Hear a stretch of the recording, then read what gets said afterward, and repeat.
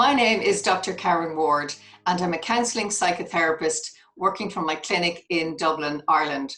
And I'm very happy to be here to offer some tips, some solace in this great pandemic we find ourselves in our world today. Hi, my name is McDonnell. I'm a psychotherapist and social entrepreneur.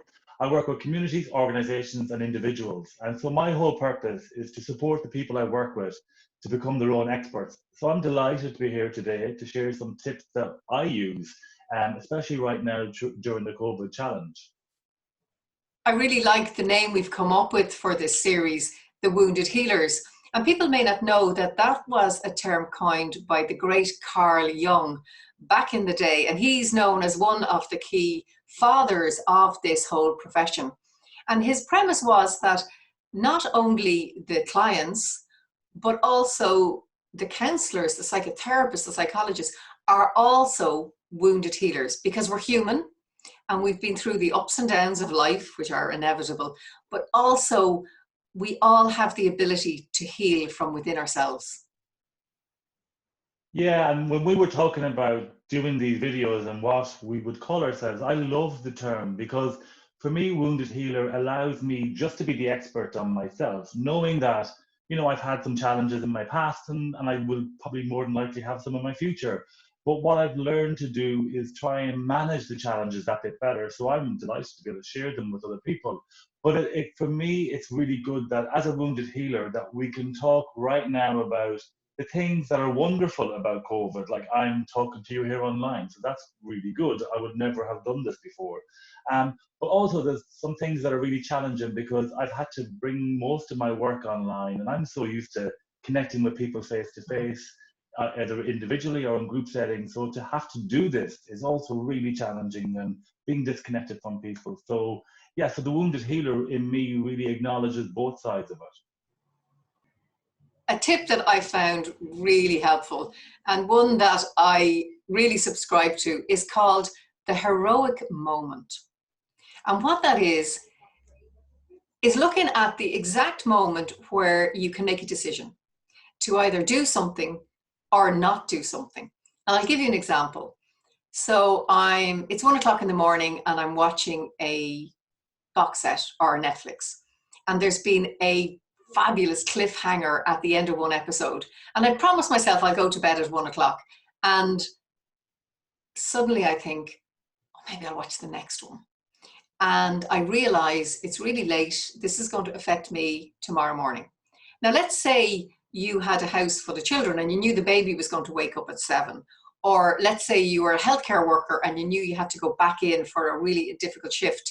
You can see the implications. So the heroic moment is, I'm going to go to bed now. I'll watch that tomorrow.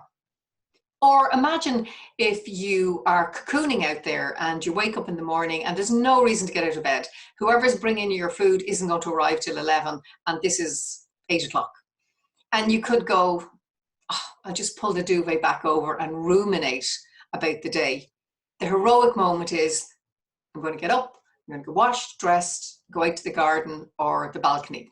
So it's the time when we put on our superhero cape and we fly off, or I like to put on my Wonder Woman accoutrements, and we make a decision to actually do something. Really helpful tip, because oftentimes we forget that we need to take action, and even when we're not feeling like it, just to do something. That's really helpful, and it kind of leads into my next piece, which is to practice appreciation. And what I mean by that is that we need to appreciate ourselves, so that when we do have the heroic moment, that we appreciate the fact that we've done it, but then we also start appreciating the people around us. And the reason why I'm suggesting this is because the more we appreciate ourselves and others, the better we think. And I'm suggesting if we're thinking well, we're making better decisions. And then we're also more able to connect to those around us, love better, and then live better. So really appreciating ourselves really helps. Like right now, I'm appreciating the fact, Karen, that I'm here sharing tips with people. And I'm also appreciating you for the fact of encouraging me to do this.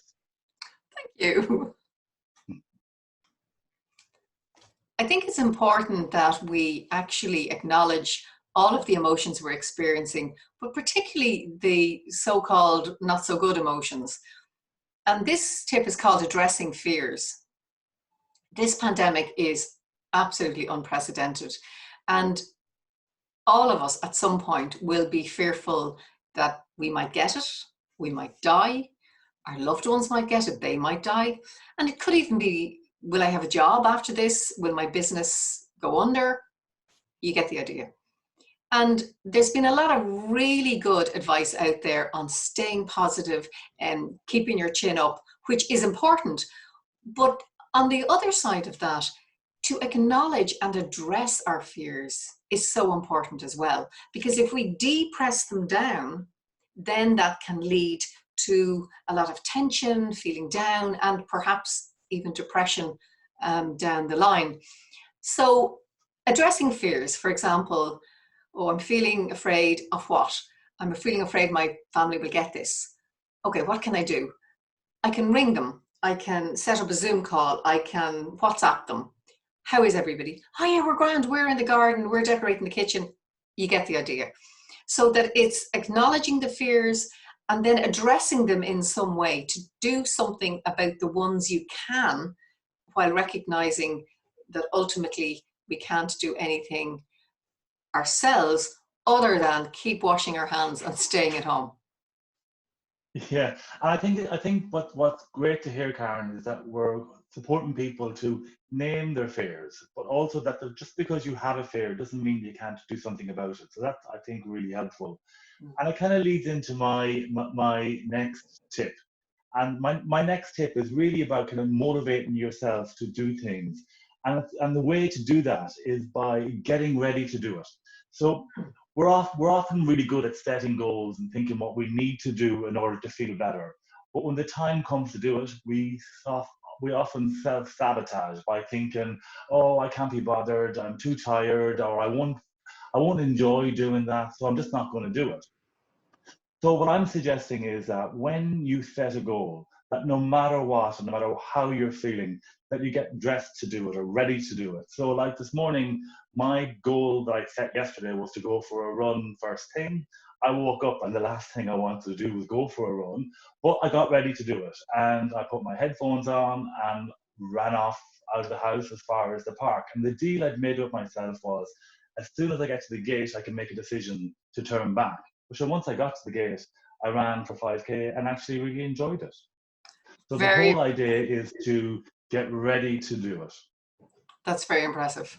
I think you're my hero now. So my two tips were the heroic moment and addressing your fears.